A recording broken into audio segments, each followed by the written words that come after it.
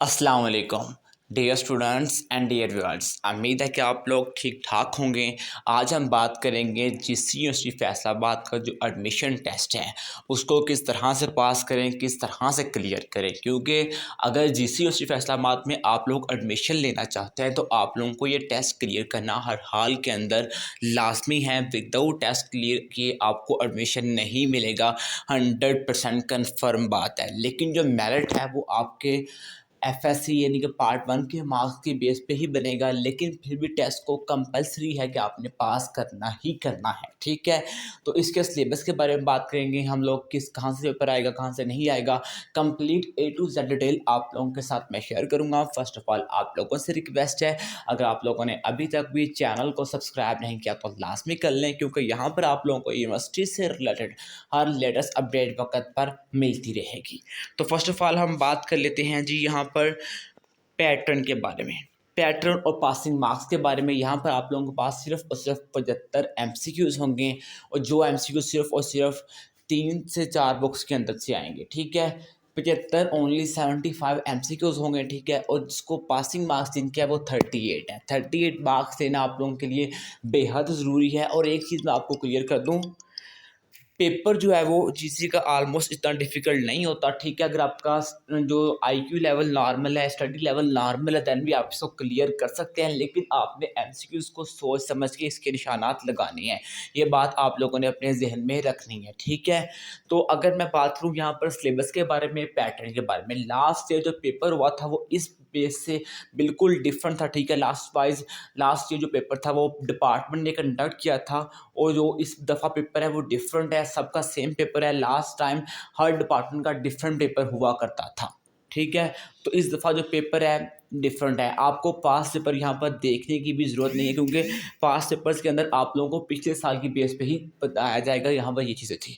तो इसलिए आपको इस साल एक नया पेपर देना है, उसी हिसाब से आपको चाहिए आप खुद को प्रिपेयर करें।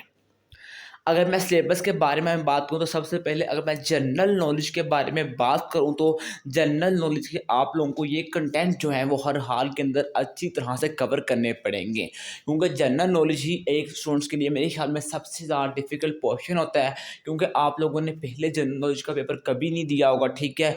शायद आपने कहीं जॉब के लिए अप्लाई किया तो तब आपने दिया होगा, लेकिन अदरवाइज़ आपने एफएससी वगैरह, इंटरव्यू पार्ट 1, मैट्रिक वगैरह किसी के अंदर भी जनरल नॉलेज को डिस्कस नहीं किया।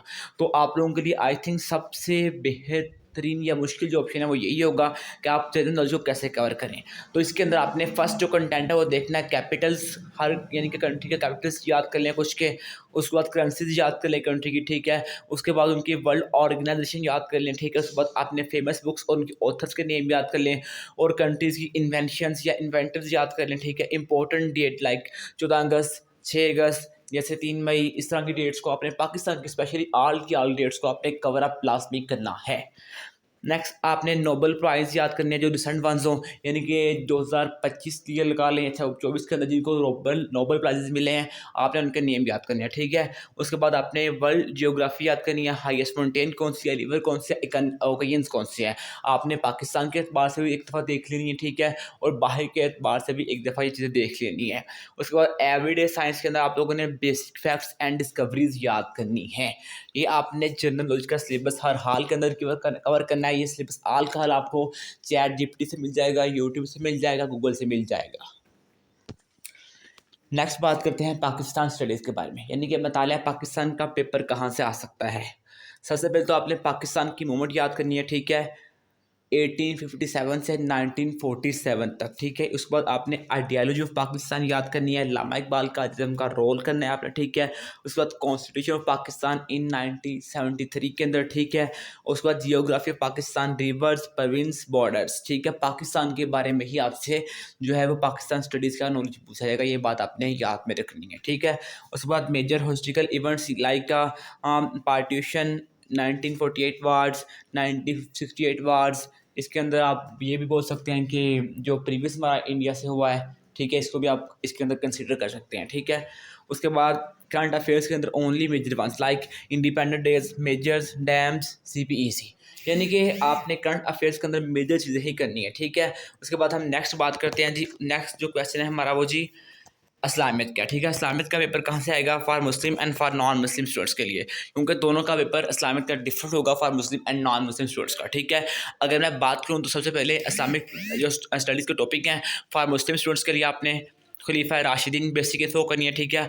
आपने बेसिक पीरियड ऑफ इस्लाम यानी कि 5 इस्लाम के 5 अरकान उनका नॉलेज क्लियर करना है, ठीक है। उसके बाद आप लोगों ने इंपॉर्टेंट बैटल्स इन पाकिस्तान लाइक बदर, गज़वा ओहद, ठीक है, इनको आपने डिस्कस करना है, ठीक है। उसके बाद नेम्स ऑफ कुरानिक सूरास, तो इनके सूरतों के नेम याद करना है, ठीक है। उसके बाद लाइफ ऑफ प्रॉफिट मोहम्मद सल्लल्लाहु अलैहि वसल्लम या सीरत नबी, ठीक है। Basic Quran versus with meanings, उसके बाद ज़कात, हज, नमाज, इंपॉर्टेंट्स एंड कंडीशंस, इन चीज़ों को आपने याद करना है, ठीक है। अगर मैं एथिक्स के लिए बात करूँ तो उन्होंने अपनी मोरालिटी एंड सोसाइटी याद करनी है, ह्यूमन राइट्स याद करने हैं, respect, tolerance and social responsibility and ethics in their life. इसके अलावा आप लोगों का जीसी यूनिवर्सिटी के टेस्ट के रिलेटेड कोई भी क्वेश्चन हमसे पूछ सकते हैं। फर्दर अपडेट के लिए आप हमारे व्हाट्सएप चैनल को भी सब्सक्राइब कर सकते हैं और यूट्यूब चैनल को भी।